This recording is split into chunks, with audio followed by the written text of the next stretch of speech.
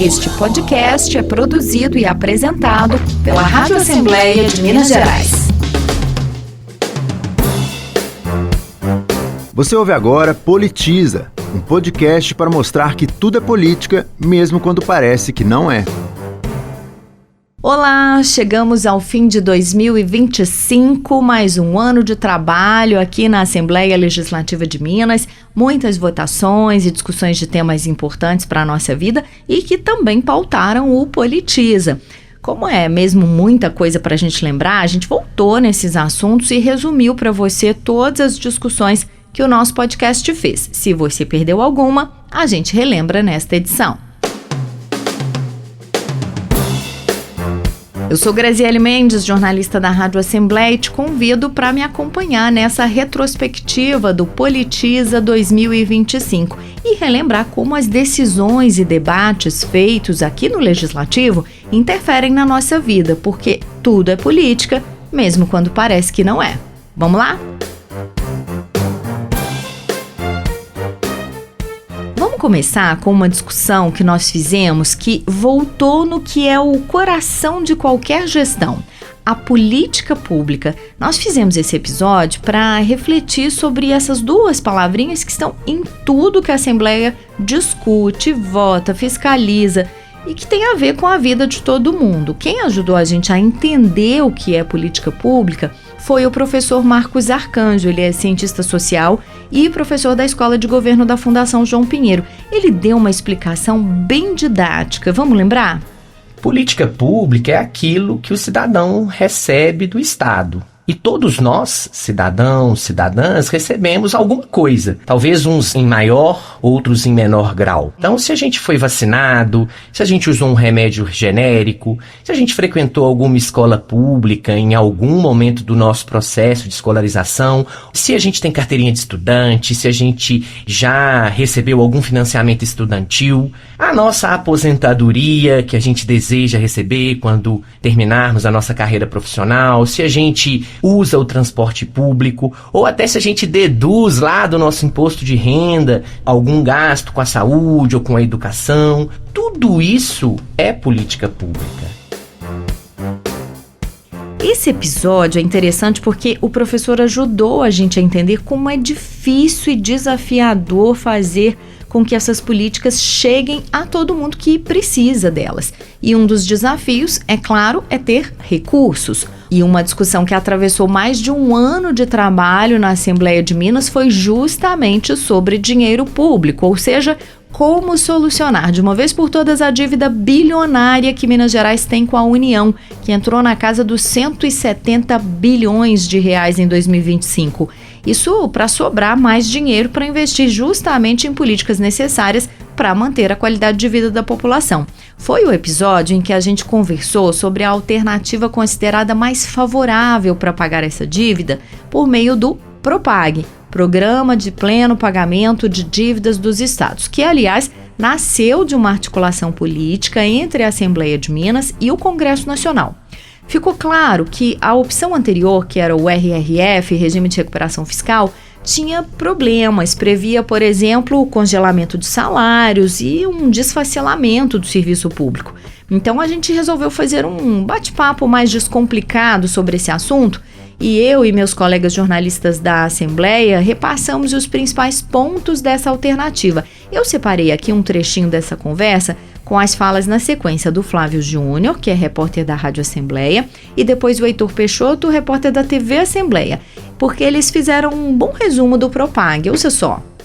Ele dá o direito ao Estado endividado em refinanciar o pagamento dessa dívida em até 30 anos, com a possibilidade de reduzir os juros reais que eram de 4% no RRF para 0 a 2%. E ainda a possibilidade de amortizar parte da dívida do saldo devedor com a federalização de ativos, entre eles estatais, imóveis, créditos tributários, uma série de medidas que o Estado pode tomar para bater até 20% da dívida e depois refinanciar o restante. E tem uma perspectiva de ganha-ganha aqui do Propag, que é exatamente uma perspectiva completamente nova dentro desses quase 30 anos que a gente tem visto a dívida rolando, que já ataca o saldo devedor de saída. E a redução de juros, dentro de mais uma perspectiva de ganho do Propag, é o seguinte, que uma das contrapartidas é exatamente investimentos obrigatórios em educação, especialmente ensino médio, técnico, profissionalizante,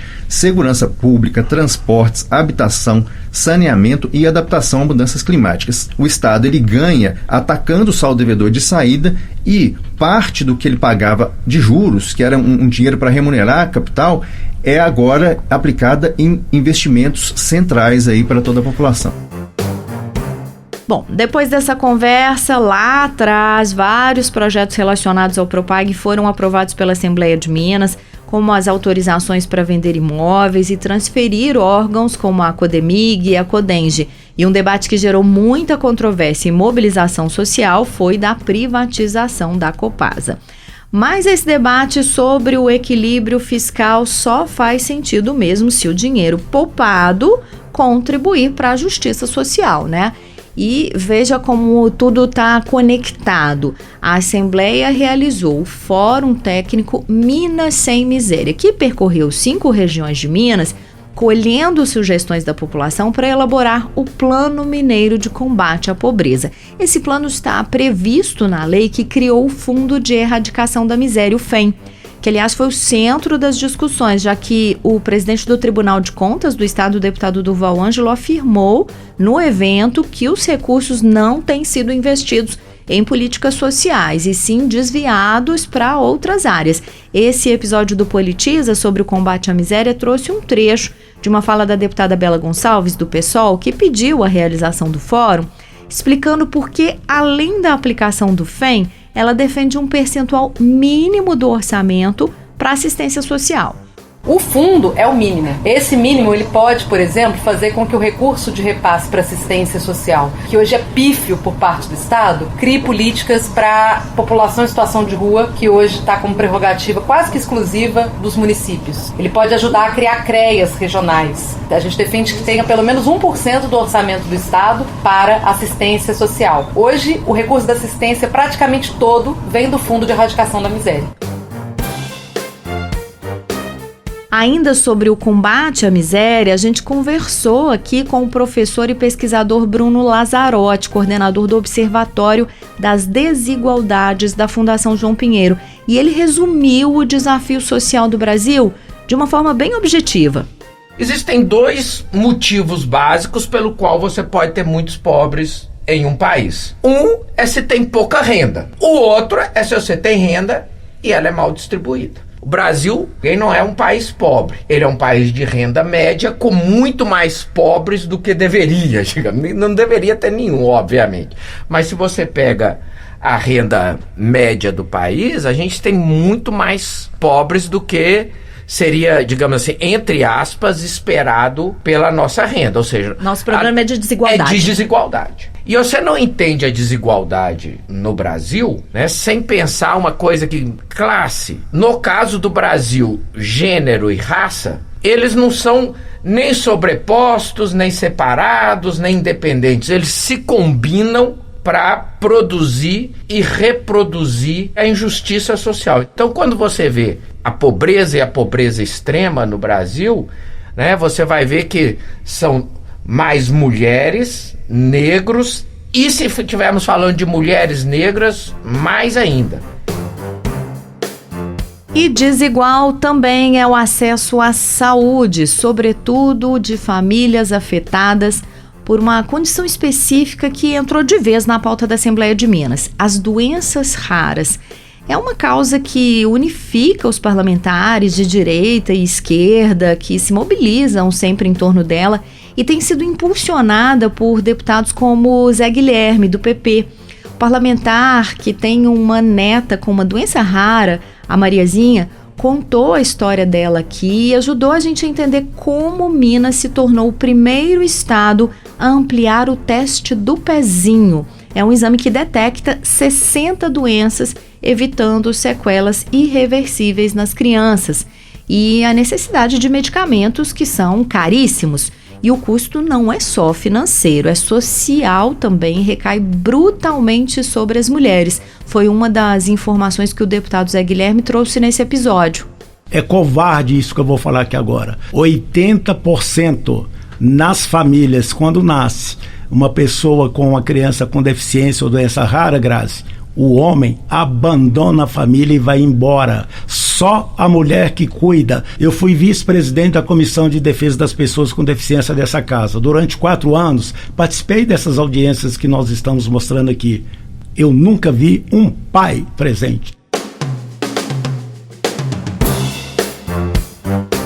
Além dessa batalha pelo direito à saúde, a gente também repercutiu aqui no Politiza o direito do consumidor. Isso porque em 2025 o Código de Defesa do Consumidor completou 35 anos e a Assembleia realizou um fórum técnico para debater como modernizar essa lei. O convidado desse episódio foi o coordenador do Procon Assembleia, Marcelo Barbosa. Ele lembrou avanços importantes do Código, como garantir a obrigatoriedade da data de validade nos produtos, e falou sobre os desafios que hoje são outros. Entre as preocupações atuais, por exemplo, estão os golpes eletrônicos e as apostas virtuais, que têm agravado um outro problema, o superendividamento. Depois da pandemia, aumentou muito essa situação do superendividamento do consumidor. Ele foi vítima de vários golpes, ele teve de se endividar mais. Então hoje a falta de uma educação financeira, aliada à concessão irresponsável do crédito por parte dos fornecedores, faz com que os consumidores procurem os órgãos de defesa do consumidor para negociar suas dívidas. Então hoje, de cada 10 pessoas que entram em qualquer PROCON do país, 7 estão ali porque tem algum problema relacionado a dinheiro. Então nós temos que trabalhar educação financeira junto com a concessão responsável do crédito. E como além dos nossos direitos individuais, nós temos os direitos coletivos. Como cidadãos e consumidores, a Assembleia de Minas também se dedicou ao direito maior, que é o meio ambiente preservado. Esse debate foi sobre a crise climática. O tema voltou à pauta do Parlamento e do Politiza com a realização no Brasil da COP30 e a participação da LMG no seminário que foi preparatório para esse evento, realizado em Belo Horizonte, ou seja, o Seminário Internacional Águas para o Futuro. Quem ajudou a gente a discutir esse assunto foi o filósofo Luiz Cláudio de Oliveira. Ele é fundador do Instituto Espinhaço. Para ele, falta a gente se perguntar a nossa real conexão com a natureza ao nosso entorno. Uma pessoa aqui em Belo Horizonte, na Rua Prudente de Moraes, ela não tem noção de quais são os rios subterrâneos que cortam Belo Horizonte. Porque nós encaixotamos os rios, nós segregamos a natureza e distanciamos as pessoas dela e depois queremos fazer educação ambiental e dizer que nós somos parte da natureza. Tudo que Belo Horizonte consome como serviço ecossistêmico, clima, água, biodiversidade, não nasce em Belo Horizonte. Nasce no entorno de Belo Horizonte. Mas o que tem no entorno de Belo Horizonte? Essa é a pergunta que qualquer cidadão tem que fazer. A água que eu bebo vem de onde? Quem são as pessoas que habitam a microbacia hidrográfica da bacia a qual eu estou vinculada? São reflexões que, se você não faz, você nunca vai ter consciência ambiental. E a defesa do meio ambiente tem ganhado uma cara, a da mulher. Em 2024, a Organização das Nações Unidas chamou atenção para esse protagonismo das mulheres no ativismo ambiental e o impacto das mudanças climáticas sobre elas. O relatório divulgado pela ONU afirma que até 2050, a crise climática pode levar mais de 158 milhões de mulheres e meninas à pobreza, já que os extremos da natureza provocam aumento de conflitos, movimentos migratórios e políticas antidireitos. Essas situações extremas afetam todo mundo, mas o documento da ONU aponta que atingem de modo desproporcional mulheres e meninas. E elas não estão passivas diante dessa realidade. As mulheres estão na vanguarda do ativismo climático, lideram pesquisas, movimentos, cooperativas de agricultura familiar e projetos sociais. O Politiza mostrou um dos caminhos que são relativamente novos no Brasil dessa mobilização, o dos direitos da natureza. A defesa é de que rios, florestas e serras sejam sujeitos de direitos, assim como são os seres humanos e os animais. No episódio sobre isso, nós conversamos com a Marisa Rios. Ela é doutora em Direito pela Universidade Complutense de Madrid, professora da Universidade Dom Helder e líder do Grupo de Pesquisa de Direitos da Natureza e Educação Ecológica. Ela também é membro do Grupo de Pesquisa Estratégico da Pan-Amazônia. A Marisa explica essa mobilização para mudar as leis e tornar rios, serras e bens naturais sujeitos de direitos e afirma que as mulheres têm protagonizado esse e outros movimentos ambientais. Se você for conhecer as diversas experiências que a gente tem do cuidado com a natureza, e não só no Brasil, mas também na América Latina, você tem o quê? Você tem um conjunto de mulheres enorme. Quem puxa esse debate são as mulheres. Se você for hoje, por exemplo, à Bolívia, ao Chile, toda a luta do povo indígena do Chile, das populações indígenas de toda a América Latina, são as mulheres que estão, na verdade, liderando esse aspecto de uma mudança que tenha como princípio fundamental a proteção e o cuidado. E para que todas essas demandas defendidas na Assembleia Legislativa sejam conhecidas e ganhem força, é preciso que a voz do cidadão seja ouvida e amplificada. É aqui que entra a comunicação pública e o nosso papel nela. E 2025 foi um ano muito especial para a gente, porque marcou os 25 anos da Rádio Assembleia, que viveu muitas adaptações e mudanças para estar em todas as plataformas acessadas pelos ouvintes, mas manteve a essência de prestação de serviço, como é típico do rádio, esse veículo tão resiliente. Quem destacou isso para a gente no episódio especial sobre o rádio foi a professora e pesquisadora Nair Prata. Ela lembrou que o rádio mantém o maior índice de confiança dos brasileiros entre todos os veículos. O que nós vemos foi que o rádio não apenas adotou uma nova linguagem, mas adotou um novo modelo de rádio. 80% da população brasileira ouve rádio, quase 4 horas de escuta de rádio por dia. Então, um meio vivo que está sabendo se adaptar cada vez mais às mudanças. E nós aqui na Rádio Assembleia continuamos trabalhando para informar e traduzir da forma mais clara e objetiva possível os assuntos mais importantes debatidos, votados e fiscalizados pelo Poder Legislativo, garantindo o acesso à informação, especialmente para as quase 300 rádios mineiras parceiras da Assembleia no interior. Se você quer saber mais sobre o nosso trabalho, você pode acessar os nossos conteúdos no almg.gov.br/rádio, onde estão todos os episódios do Politiza que a gente lembrou aqui e também de anos anteriores. O nosso podcast está ainda no Spotify, Deezer, Apple, Amazon Podcasts, Anchor, Radio Public e no canal oficial da Assembleia de Minas, no YouTube. Eu sou Graziele Mendes e a produção desse episódio de retrospectiva foi minha, a sonorização é de Luciano Moraes, a revisão geral é de Rosângela Rabelo e a identidade visual de Clarice Maia. Até a próxima edição do Politiza. Este podcast é produzido e apresentado pela Rádio Assembleia de Minas Gerais.